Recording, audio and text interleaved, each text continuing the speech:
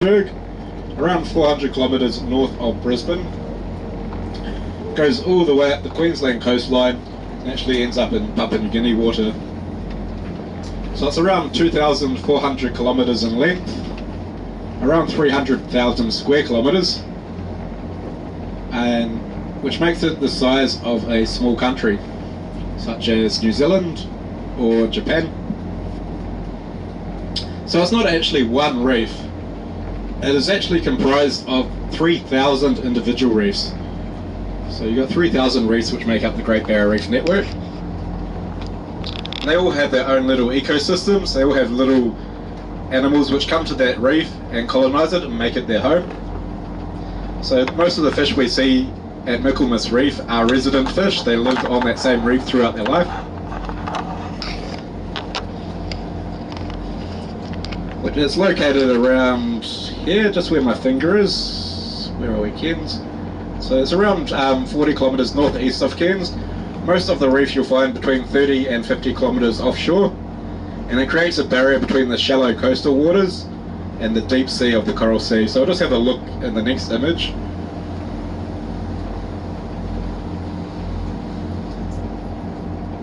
So this is what it looks like from a satellite. So as you see, most of the little white dots are all different reefs. They're all close together, all scattered along the coastline. As I said, there's quite a number of them, around 3,000. The one we're visiting today is called Michaelmas Reef. It's just where my fingertip is. So we'll just zoom in a little bit closer. This is what it looks like from a satellite, not from a satellite, from a commercial flight. So it's quite a large reef, this one. It's around 11 kilometres in length, making it one of the larger reefs on the Great Barrier Reef network. So we're going to the southern point of it, just where my finger is. That's where Michaelmas Cay is located. So it's a really beautiful reef. It's got a lot of different organisms which have come to the reef and made it their home. So we're visiting a reef and a sand cay. There are around 300 sand cays on the Great Barrier Reef. This one, so how a sand cay is formed, it's basically an island of sand which is built up over time. What you have is a platform reef, a reef that sticks up out of the water on a tide. When there's a low tide, it sticks up out of the water. Then you got a lot of waves, a lot of currents, which bring a lot of sand and sediment.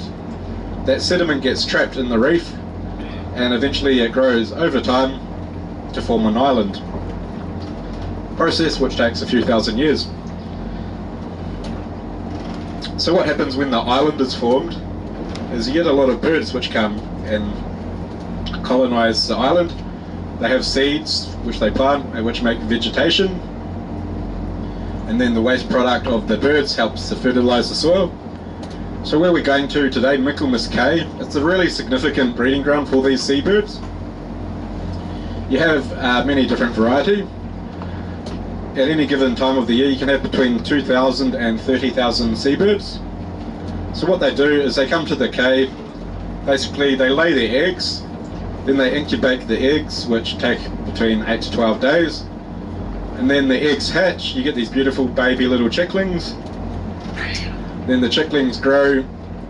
They spend between 2 months and 6 months growing, getting big and strong, nice and healthy, while the adult birds are constantly going feeding on the shallow coastal waters, picking up different types of fish, and then they're feeding, regurgitating that fish back to their little chicks, and then eventually the little chicks outgrow their parents, get nice and strong, and then they're ready for their first flight. So they'll head off. They spend the next 3 or so years flying around the world, stopping off at different places, and then they come back to the sand cay, lay their eggs, and the cycle repeats. So yeah, it's a very significant breeding ground for these migratory seabirds. So you'll see quite a lot of them today on the surface of Michaelmas Cay. But we also come to see coral today as well.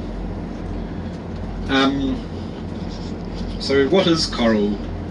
Is it a type of plant? Who thinks it's a type of plant? Is it a type of rock?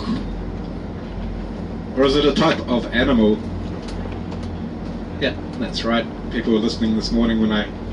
So yeah, it is a type of animal. However, it functions the same as a plant, and its skeleton is made up of this hard limestone called calcium carbonate.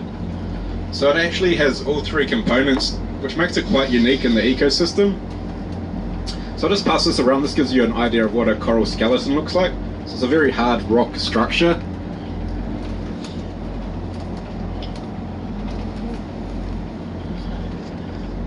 And it protrudes these tiny little polyps. So these are their feeding arms. However, they don't really use it for feeding. They use it for reproduction and competition between different corals, as they get most of their energy from the sun. They can get up to 95% of this energy from the sun. How they do this is from a very significant, very important relationship they have with this microscopic algae. It's called zooxanthellae. I'll just get you guys to say zooxanthellae. So a good way to remember this, there will be a quiz later. Zoo means of animal, zan means many, and thallae means algae. Many algae living inside an animal. So you've got thousands of these microscopic algae which live in the tissues of this coral. What this algae does, it absorbs that energy from the sun just like a plant would on your land. It converts that energy into carbohydrates and glucose and things essential to animals. And then that process basically feeds that animal, getting its 95% of nutrition. And then the animal itself, the waste product of the animal, which is the coral, that gives the nitrates and the phosphates to help fertilize the algae. So it's this really important relationship where both parties benefit, and it means there's basically zero waste, which helps the corals to survive in these nutrient poor conditions as their endless energy source from the sun. It's also what gives those corals those beautiful colors. So the class of animal a coral is, it's called anthosa, which means a flowering animal. So like a plant on the land, it absorbs different wavelengths, giving it, reflecting different colors. So yeah, you got all these beautiful blues and reds and purple corals. They have different algae living in their tissue, which absorbs that sun and then reflects different colors, just like a plant on the land would do. So that's a little bit about the corals. They come in many different shapes and sizes.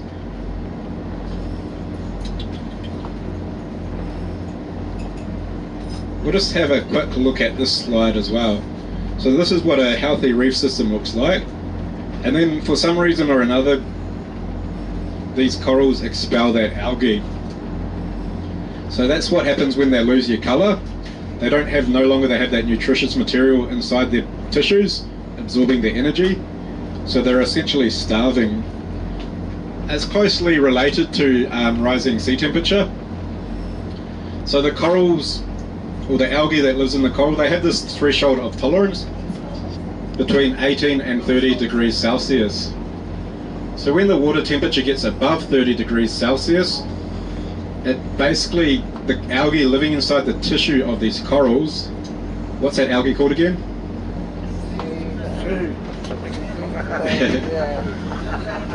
Zooxanthellae.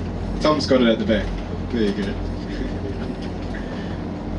So yeah, I've forgotten the story now. So yeah, when the water gets above 30 degrees Celsius, what happens is this algae becomes toxic, and it's no longer a nutritious material for this coral to feed, but it's actually becoming nasty. Like if you eat something toxic, your natural reaction is to throw that material up. So that's a lot of little babies around the cave, so it's a really nice place to go bird spotting. But yeah, this is my last slide. I'll just finish on this one. This is your green sea turtle. So the reason they call it a green sea turtle is because of basically it feeds on a lot of algae, a lot of green algae, and this makes the internal flesh of this animal green. So we have seen them quite a lot in the last week or so, so hopefully you get to enjoy swimming with them today. If you do see them, just don't get too close, just watch their behaviour, don't try and startle it. Also, don't touch it, please don't touch the shell of it, it's not ideal. So yeah, just make sure you keep your distance and just watch it. And really beautiful, really graceful in the water, it swims very naturally. They've evolved over time to be really masters of the sea. have a quite unusual life cycle.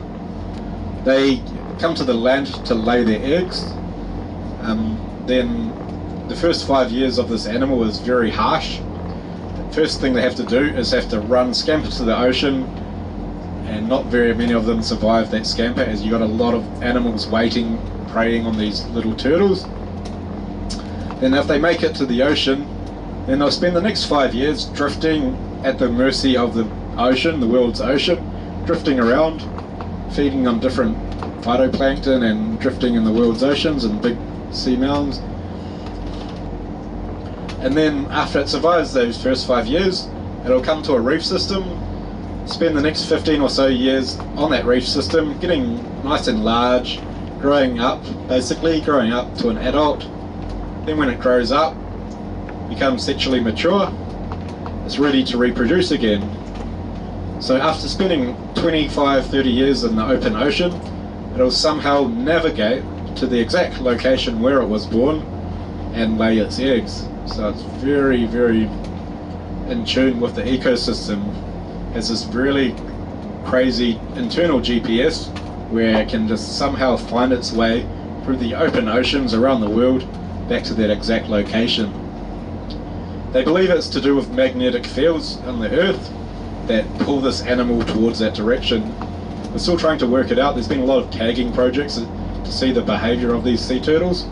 But yeah, it's quite unique skill that they have to be able to navigate the underwater oceans just by magnetic fields. So yeah, I'll finish on that one. Hopefully we see a few green sea turtles today. Very beautiful animal.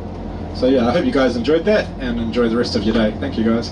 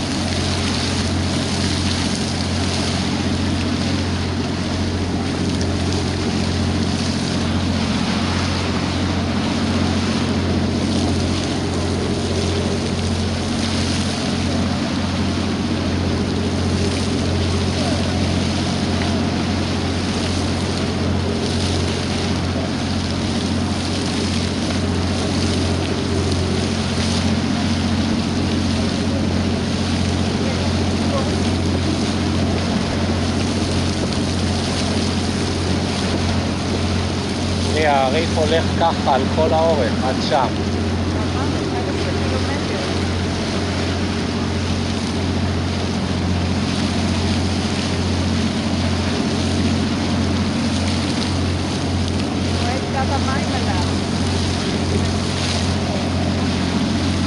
הנה הצוללת שם.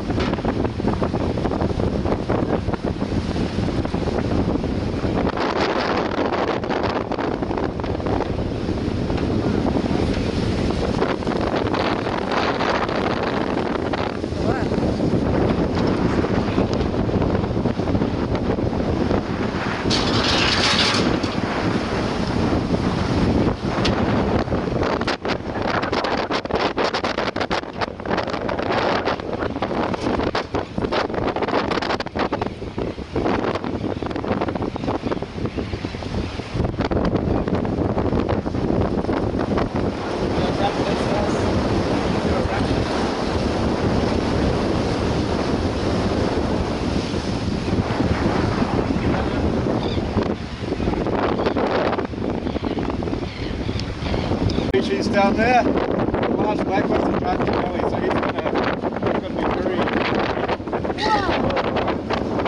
work at getting it.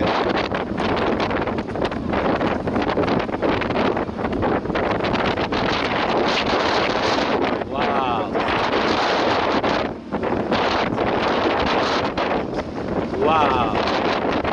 The other fish. Got a little Mackey fish there, those are good fish. They're quite cute little fish.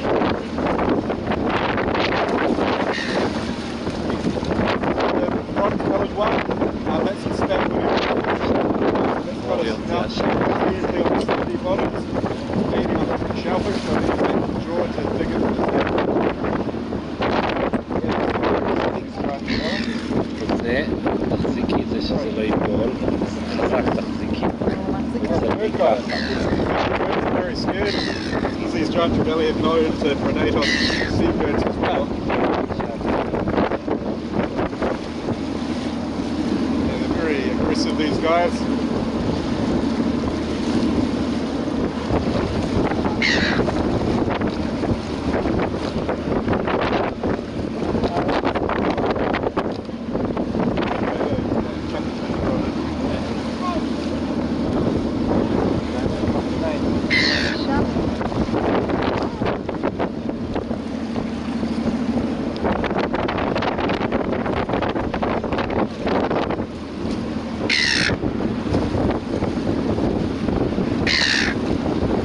Birds are getting the look today. Too fast.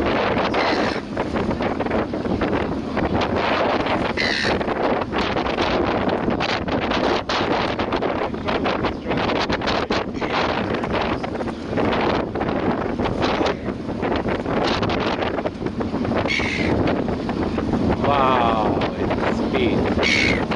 Birds are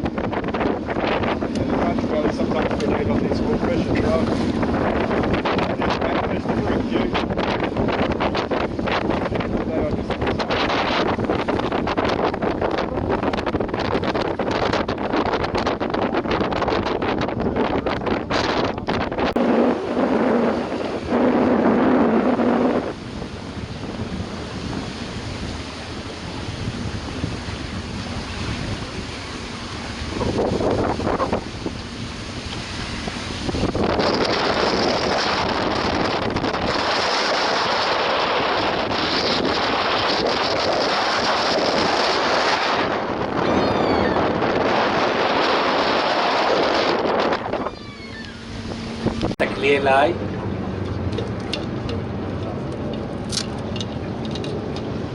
Hello, we are in submarine under the water.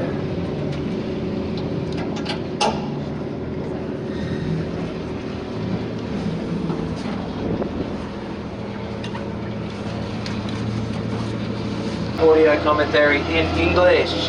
And our skipper today is Tom. He'll be driving us in and amongst the coral reefs here. Wave your hand, get my attention, let us know, and the best place for you to go is just sitting up on top of the deck up there. If at all throughout this tour you have any question, please don't be afraid to get my attention, wave your hand, holler out, go, excuse me Jeff, I have a question. Analogy this time, we'll use pasta. If you have pasta and before you boil it, it's got that rigid structure.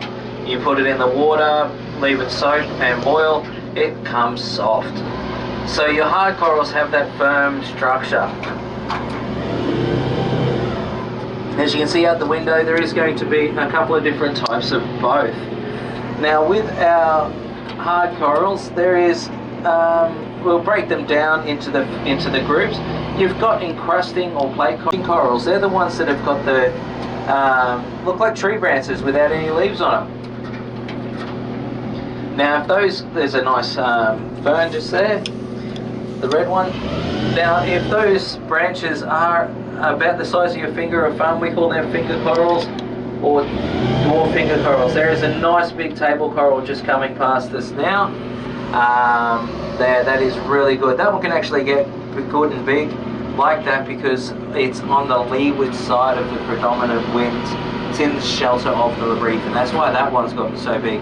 But back to your branching corals, if about the size of the horns of a deer or a stag, they're staghorn corals, elkhorn, and on the list goes. Now if they're about the size, we got the next one, with the staghorns, if it's blue in colour, part of the coral. If it looks like a brain, we call it a brain coral. If it looks like the surface of the moon, lunar coral, moon coral, mosaic, on and on and on and on goes. So with the coral polyp, guys, it is like a jellyfish upside down. Now imagine if you were to get a jellyfish, put it upside down, put it in a glass, and then get another one, put it on top, glue it, and treat it like Legos, and all of a sudden you've got a shape and a structure. That is basically how the corals all come together with the coral polyps, because the coral polyp provides all the structure with that calcium calcrete. And on it goes from there. It provides a zero color. That's why I chose glass. If you grab glass and do that, you're not going to get any color. You have to add something else to it to get color, and that's where the plant portion comes into it. The plant portion is an algae known as a zooxanthellae or a zooxanthellae, depending on who you speak to. And being that it is a plant, it does work on photosynthesis to provide the food and color, and as a byproduct of that photosynthesis they do get the color. Now as we look through the water, the colors that we are seeing are going to be those warm dark colors. We see a lot of yellows, browns, mustards, those dark warm colors that you don't really see when you look at the photos or the documentaries, photos in the magazines and the internet and the documentaries and all that sort of stuff. You don't see those bright colors.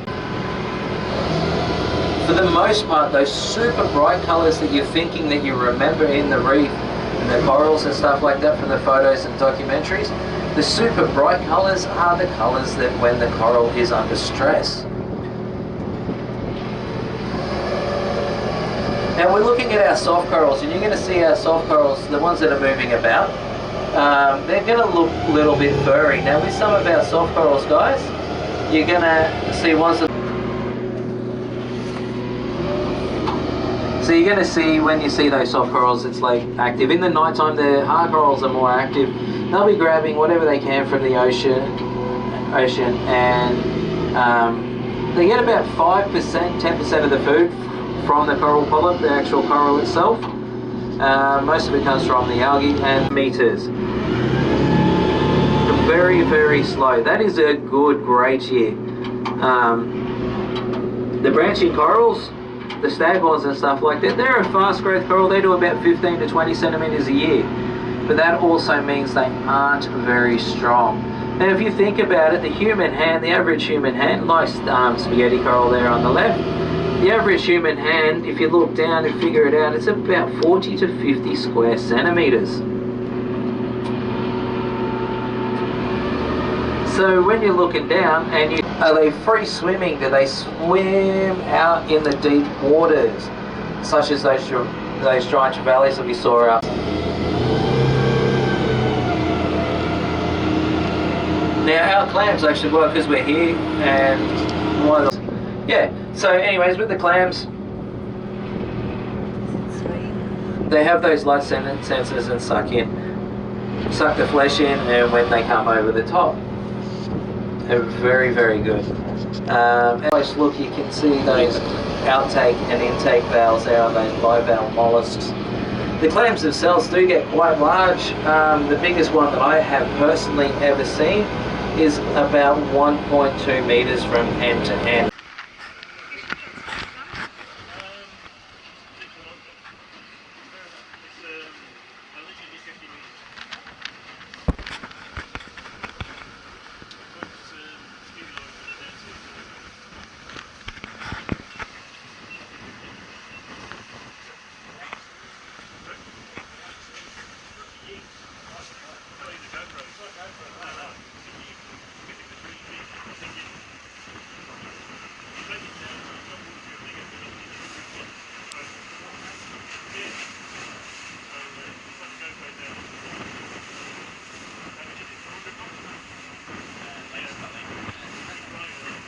Good afternoon, folks, and welcome to Mackey out here.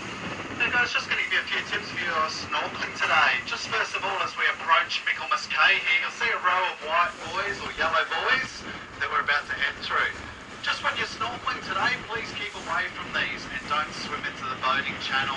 There will be boats passing backwards and forwards through here, so we'd rather keep you swimming out of the snorkeling area. Now, snorkeling area is, if you just look off to the left-hand side here, you can see a few people out there. That's the best spot to go snorkeling. Where you see those light colours is sand. Where the dark colours are, that's where the coral is. So just walk in there, it's all nice and shallow to start with, and then once you start to get out to the darker patches there, that's where you'll find the coral. So that's where the best fish life is going to be and best chance to spot turtles or anything. Now up on the beach ahead of us, you'll notice that there's a roped off area.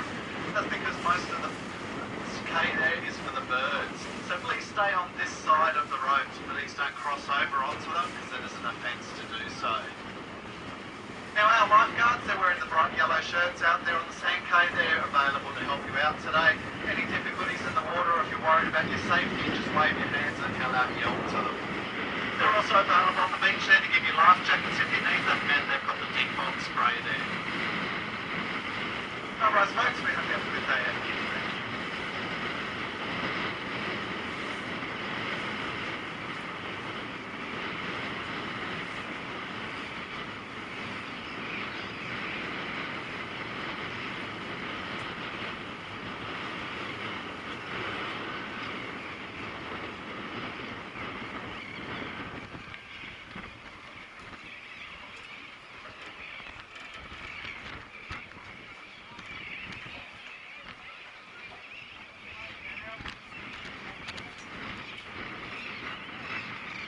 Lovely.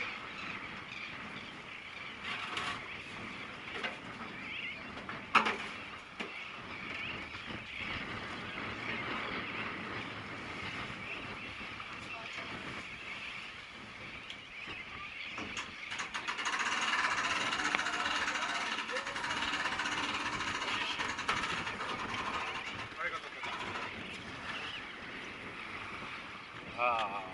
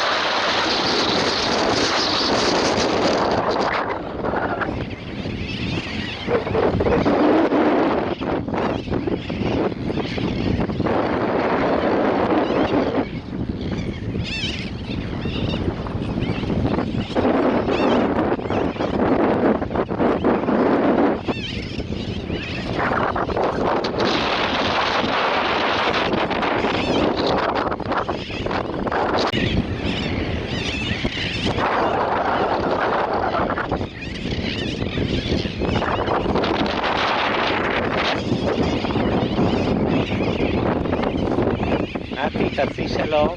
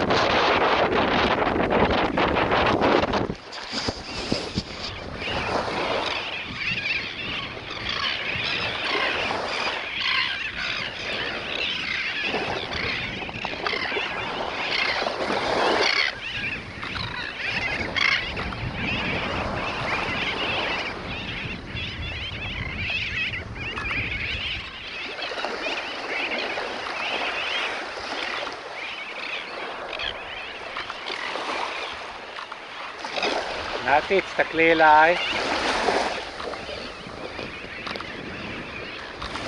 וואו.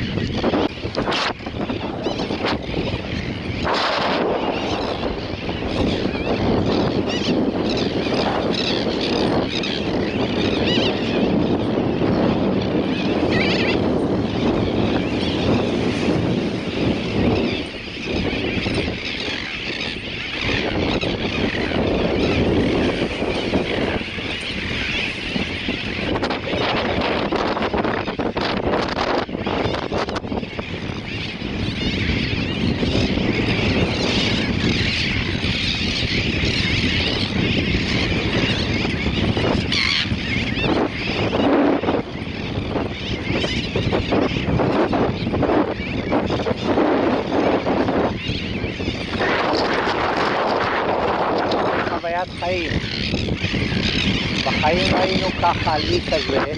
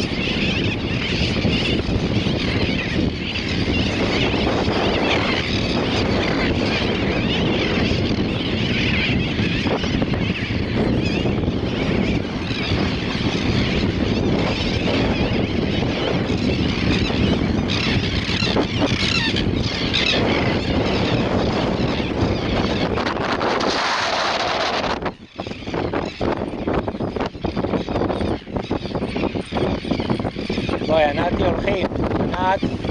ענת?